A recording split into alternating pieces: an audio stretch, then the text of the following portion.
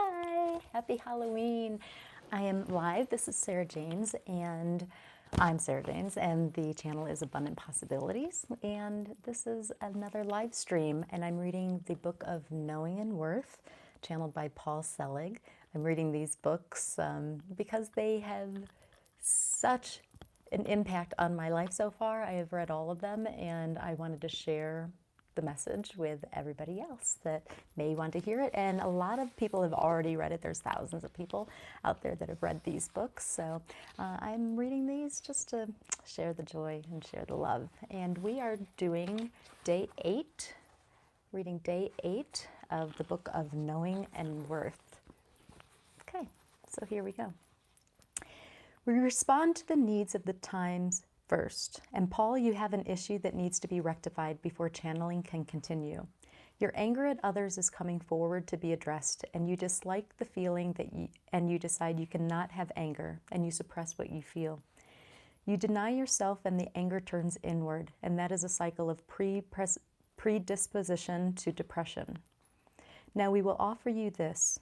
If you wish to do the work here in this vicinity while we are together, you may, but not before you attend to the reason you are angry. You don't know the reason you are angry, and you don't believe it when we tell you your anger is at yourself for not being the one in charge of what you think you are in charge of not being able to control others as you wish them to be controlled. Now you are not alone in this. Everybody has this issue. But others are quicker to forgive. Others are quicker to forgive themselves and to forgive their fellows. Now, why is it that you are not forgiving? Why does one not forgive? Because one is frightened of what will happen if one forgives. I will be harmed again. I will be slandered. I will be judged. I will be persecuted. I will be used. You have a long list, as everybody does, of reasons you must not forgive. But the ideal of forgiveness, as we have expressed in previous teachings, is to release the one that you hold hostage and bind yourself to. As you are willing to forgive, you may indeed be forgiven, and the chapter that we would teach on forgiveness, perhaps, would come forward easily. We can only work with you as you allow yourself to be worked through. We cannot control you, nor do we intend to.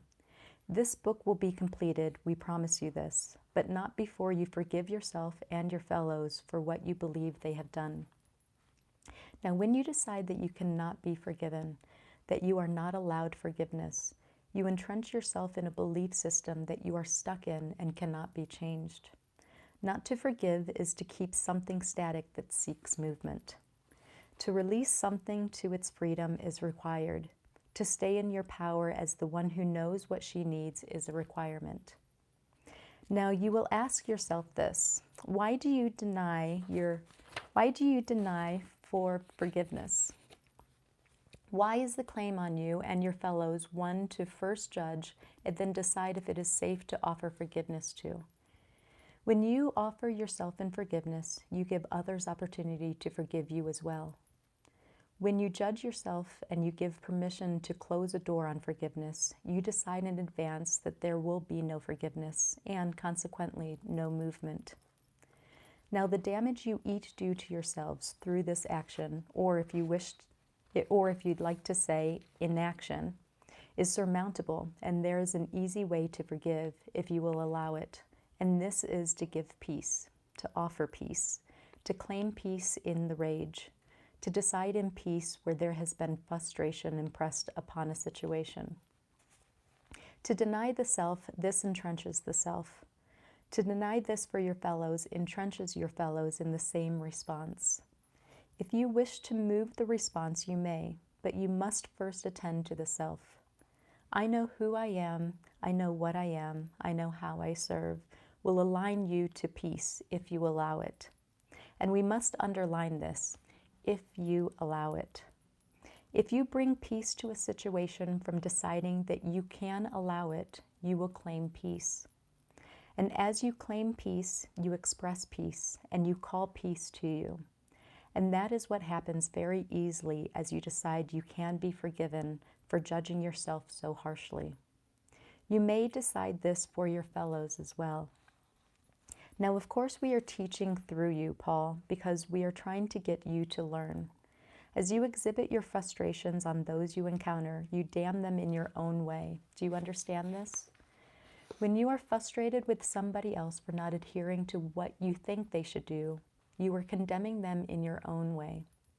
And what gives you the right to decide for your fellows how they should be, what they must know, how they must live their lives? Now, of course, you may act in an awareness of others' behavior. You may discern what is healthy and what is not for you to be in an encounter with. You may decide for yourself to maintain a friendship or to move on from it. But to condemn another, which is to decide for them, to put a lid on the jar that they are in as you express yourself in authority as the one to do so, keeps them in that space in your objectification of them. They may be as free as a bird in their own lives, but you hold them in this way, in your own decision about them, and you hold yourself in place as their judge. So it's Halloween, everybody. We're 3 days away from the election. There's so many back and forth. He's this way, they do this. Like it's such a us versus them kind of mentality, and judge. And I've been guilty of it too. I'm not going to name names, but I'm not a fan of certain politicians, certain elected politicians, and I can keep them in that place that I put them in as how I judge them, but that's not helping me at all. I don't like being in that energy. So as much as possible, I just try to send them love in my meditation because they need love. Donald Trump needs some love. Somebody that's that loving is not that hateful or that fearful or that angry. Everybody needs love. So I'm just going to put that out there. I've been guilty of the same thing. So, yeah. You all must understand that all that you encounter is, indeed, a reflection of your worth. And when you encounter something or someone that does not merit you, that does not give you your own power, you must first ask yourself why you do not allow your own power to be perceived. Where do you have an investment still in hiding your light or seeking to claim your worth through an approval and decisions of others? If anybody can take away your worth from you, it was never yours to begin with. I'm going to read that again. If anybody can take away your worth from you, it was never yours to begin with. Do you understand this? Yes? This is a very important teaching. Nobody can take your worth from you, and nobody can grant it to you but you. The games you play with your fellows of who is higher and who is lower, who has this and who has that, are all temporary means of interacting based on a status quo that you have ascribed power to. It has no other power other than what you have ascribed to it. It is an illusion. It is an illusion that one may be better than another or perceived as such. In the final reckoning, you know, not only are you all equal, but you are all seen in your truth. And your truth, we will say, is naked and unencumbered by the things that you have amassed in this world that you use to give your power or the illusion of it. The weapons that you yield and the shields that you use to protect yourself from your fellows are all gone, and you stand with your arms extended in an awareness of who and what you have been. Now, why do you need to forgive yourselves? You must forgive yourself, you know, for not knowing any better than you did at the time that you make something so. If you can do this much, you can release yourself from a magnitude of contention that you have created against the self. If you decide right now that every choice that you have ever made was born in awareness that you held at the moment that choice was made, you can be understanding of the way that you operated and when. If you knew now what you knew then, you may well have done differently, but you cannot know. You cannot claim what you do not know. Do you understand this? Yes? So you offer yourself forgiveness by allowing for the mind to accept that its own choice was made in an understanding of a possibility that was born at a certain level of consciousness that you have moved beyond now.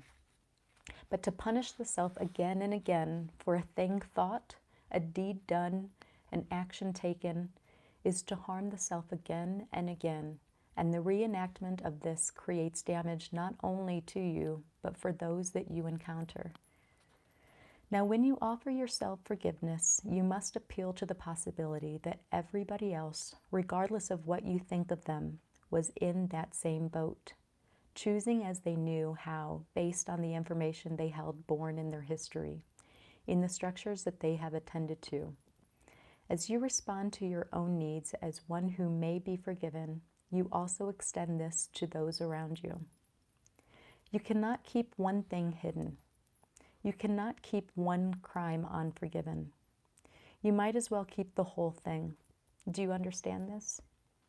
If you have $1 in the bank, you still have an account. When you empty the account, you no longer have it. You are free. So why do you invest still in those actions that would claim you back, that you would call back to your history again and again and again? There is an aspect of you, Paul, that takes pleasure in suffering. You grew up sad enough to underscore the possibility that you believed that this was who you are, and that attendance has been something that we have worked with you on effortfully for many years. And the lifting that you have done in your own vibration in support of others is a testament to this. But the memory that you hold of having been harmed and the frames that you have created that protect you from future harm are what you are attending to now. You must understand, each of you, that when you keep a frame and you keep it handy, a way of seeing the world will be made to fit the frame. The world that you hold before you is always conforming to the frame that you hold before you. So when you release that frame, you allow the new possibility to come forward. When you revert to your history, in fact, what you are doing is recreating an old frame and aligning your history to your future creations. Of course, it must fit the frame. You have created the frame. You are intending that frame to be filled with what you have known. Now, how do you move beyond a lifetime of shame, of fear, of living in ways that were not for your highest good? Can a human being, in fact, be repatterned, be reborn in their own higher knowing to a peaceful way of existing? Is this possible, or is this illusion? We will tell you this. It is not only possible, it is the work we do with you, that we will do with each of you as you align to us. The intention that you hold that it may be possible is what allows this to be. But the history that you have known, that you grab and you hold on to for the safety of the known, is often more of a comfort than what you cannot fully hold because it has not made itself fully present. Is what you were encountering when you wish to say no.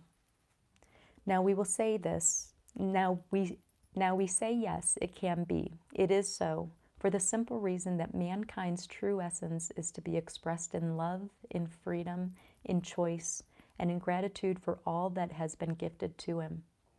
If you can be in gratitude, if you can move your awareness to a place of wonder, to new possibilities, you will.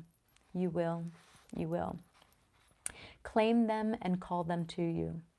But you must trust the possibility that this is happening even when you cannot see it. Even when it is not seen, it is so. The sun is a light somewhere when all you perceive is darkness. You can understand this, but the sun is shining somewhere, and you must see the sun as in its return in the darkest moments of your life. As you are taught by your creations being those that you have chosen to learn through, you encounter yourself in each interaction. And as you learn who you are, as you are recreated through these encounters, you claim an ideal, an identity of who and what you say you are. But nothing that you choose is infinite because your soul knows better than you do. What you choose in fear may be recreated in love. What you have known in pain may one day be known in love. What you have been imprisoned by may, indeed, be the way you find your freedom. You all must understand, that the crimes you do against yourselves are infinitely worse than the crimes you do against your fellows. And the crimes you do against your fellows could only be made so by one who had done it to himself in one way or another. Everything is expressed outwardly, finally, that is born in a creation inside. We do not demand you change. We offer you the hands to hold. We walk you to the light in whatever way we can, however you allow us to, however you say we will come. And we assure you of this. There is no one who calls our name, I know who I am, I know what I am, I know how I serve, that is not attended to in love. Paul is saying, what does this mean, our name? I know who I am. I am who I say I am, and I know what I am. And as I know, I encounter you in your worth. There is no Christ but you. There is no Christ but me. There is only Christ in the manifestation of God and seated in each of you. It has come to be, it has come to be, it has come to be. Now, what do you want? Why do you want your pain? Why do you believe that it is necessary to live a life in suffering? You must ask yourself these questions. You must decide, each of you, that you are allowed, that you are safe in your choice to change. But in that choice, you must claim power. I know I am in a new possibility. I know I am in a new choice. And I will trust even though I do not see the light that will come to me when I know what I am. We will tell you this, Paul. You are a teacher of the Word, and there are many teachers of the Word coming into their own awareness through these times of change. A teacher of the Word is a teacher of embodiment. The Christ has come in man to be expressed as man aligns to the vibration of it. But when you decide in advance that you cannot be forgiven, or he or she cannot, you close that door until you are willing to open it again. When you judge your fellows, you judge yourself. And we have said this many times. What you judge, you fear. So why do you fear yourselves, and why won't you allow us to teach you a new way? A new way to be, to freedom, to sing, to align, to create, and to know who and what you are. Now we will tell you this, Paul, we are not impatient with your process. We are very patient with you. So when they say Paul, I resonated with it too. I don't know if you do as well, but it's not just Paul, it's human in general. It's this human experience. We all question. I don't think any human that has not questioned the process that they're on. Even when they're in their ascension, there's still challenges. There's still things that come up and you still question everything. So they may say Paul, but I take it as everybody. So you can take it however you want. If you resonate, then you resonate. We are very patient with you, as we are patient with all of our students. We understand that your histories inform your daily lives, and the surrendering to the new feels, at times, impossible when the shadows of the old creep upon you and tap you on the shoulder and say, "Don't forget us." You will not forget them. You will not need to know them anymore, because the light that you hold as you claim your vibration in truth and create a consciousness in this intention, I am word, will align to the new, and the old will not be permitted to that level of creation. Now the walk that you are on and the walk that you are each on has been prescribed by your soul in your own awareness of your worth. The teaching you are being given now of worth and knowing is to support you in accelerating this process in significant ways. The trajectory you are choosing is one to benefit not only you, but all that you encounter. And the choice to sing, to be your frequency in full incarnation, is what we are attending to now. We will ask you this. Do you, Paul, do you, the reader, or the listener, or the student of this text, wish to take the next step with us? I do. If you say yes, and you mean this from your heart, we will lift you, and we will lift you to a way of encountering the self that will be both frightening and wondrous. And by this we mean to say that your true reflection will be seen by you as you have accepted it, as you have been treated, and as you have decided. And as you see what you have created, the mask that you have claimed will be withdrawn for you. But you cannot see beyond it until you first see that you still wear a mask. Literally, people are wearing a mask, which is fun in no kind of way for me. My face is just getting so dry, but yeah, the mask, there's yeah. And when I say there's so many, I put myself in there too. I've worn a mask for many years, wanting people to see me the way I wanted to be seen, or you know, just what I wanted to put out there, but wearing a mask to protect myself, to protect how I felt inside. I know a lot of people that wear a mask still, and I can see underneath it, but you know, it's up to them to remove the masks whenever they're ready to remove it. So, as the exposure may be frightening for you, but what you will understand very soon is that what lies beneath that mask is more wonderful than you could have ever imagined. You are all protecting yourselves from your own beauty, from your own light, and from your own infinite design.